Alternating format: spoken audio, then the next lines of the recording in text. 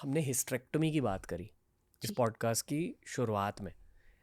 Hysterectomy यानी कि uterus को पूरी तरह से निकाला जाता है या एटलीस्ट उसका एक हिस्सा निकाला जाता है। क्या ये हर स्त्री को करना ज़रूरी है? नहीं, बिल्कुल नहीं। एक्चुअली अभी तो हमारी सोच है कि मोस्ट लेडीज़ को हिस्टेरेक्टोमी ज़रूरी नहीं होती।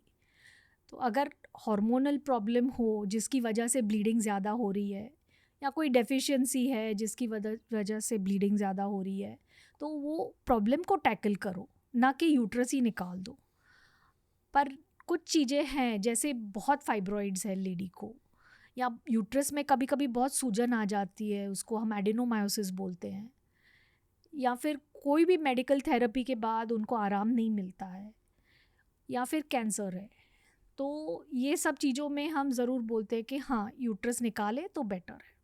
ओके, हिस्टेरेक्टोमी फिर कैसे केसेस में ज़रूरी होती है?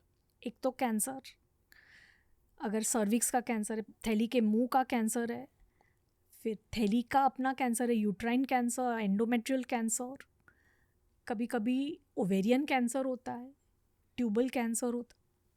तो ये सब कैंसर्स में तो है ही ज़रूरी। अगर मल्टीपल फाइब्रॉइड्स, बहुत सारे फाइब्रॉइड्स हैं, मैंने खुद ने मतलब एक लेडी से 17 फाइब्रॉइड्स निकाले हैं। जो यंगर लेडीज़ है जिनको बच्चा चाहिए, उनकी हम बच्चेदानी की थैली निकालते नहीं है, हिस्टेरेक्टोमी नहीं कर देते, उनको हम मायोमेक्टमी करते हैं, मतलब फाइब्रॉइड्स निकाल देते हैं। लेकिन जिनका मतलब है बच्चे हैं, उनको और बच्चे नहीं चाहिए, उनकी उम्र हो गई है, तो फिर वो यूट्रस रख के कोई फ़ायदा होने वाला है नहीं। तो इसके लिए फिर हम बोलते हैं, अगर बहुत सारे फाइब्रॉइड्स है या पहले वो तुम्हारा ऑपरेशन हो चुका है फाइब्रॉइड्स का और फिर से आ गए, तो हम बोलते हैं कि भाई अभी निकाल दो।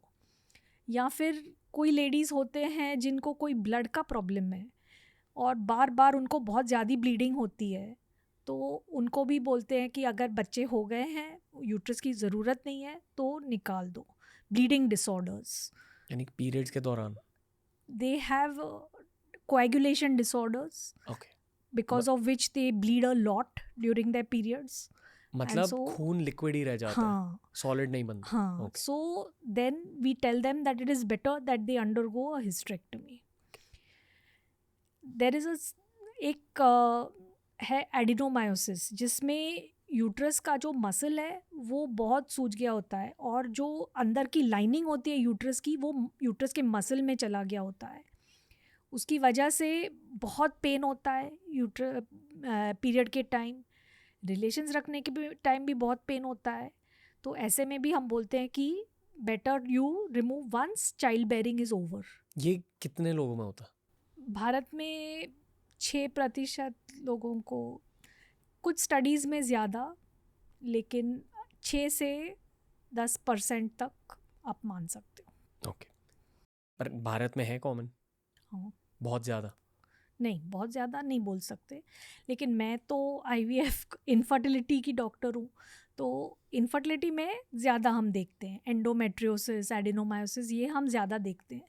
जिन औरतों को बच्चे हो जाते हैं ईजिली एंड ऑल दैट, उनमें इतना नहीं होता है। ओके, एक और बात ऑब्जर्व की है मैंने कि उम्र के हिसाब से कभी कभी डायबिटीज़ जैसे हो जाता है, शुगर्स चढ़ने लगते हैं, थायराइड लेटर एज में आता है।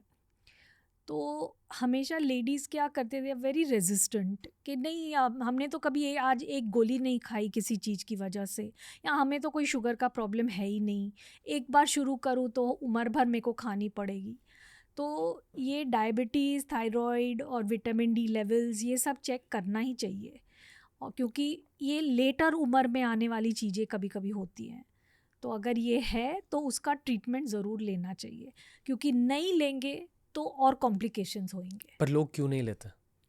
उनको लगता है कि अगर मैंने एक बार चालू कर दिया तो उम्र भर मेरे को चिटक जाएगा ये डायबिटीज़। ये नहीं सोचते हैं कि ऑलरेडी हो चुका है, और अगर नहीं लेंगे तो डायबिटीज़ के अपने कॉम्प्लिकेशंस हैं। वो कहते हैं कि मैं डाइट कंट्रोल करके, मैं एक्सरसाइज करके ठीक हो जाऊंगी, तो थोड़ा बहुत फ़र्क पड़ता है डाइट कंट्रोल से और एक्सरसाइज से, लेकिन एक हद के बाद फिर ट्रीटमेंट लेना ज़रूरी हो जाता है। दोस्तों, ऐसे ही बहुत सारे क्लिप्स अपलोड किए हैं इस चैनल पर। चैनल को एक्सप्लोर करो, देखते जाओ और सीखते जाओ।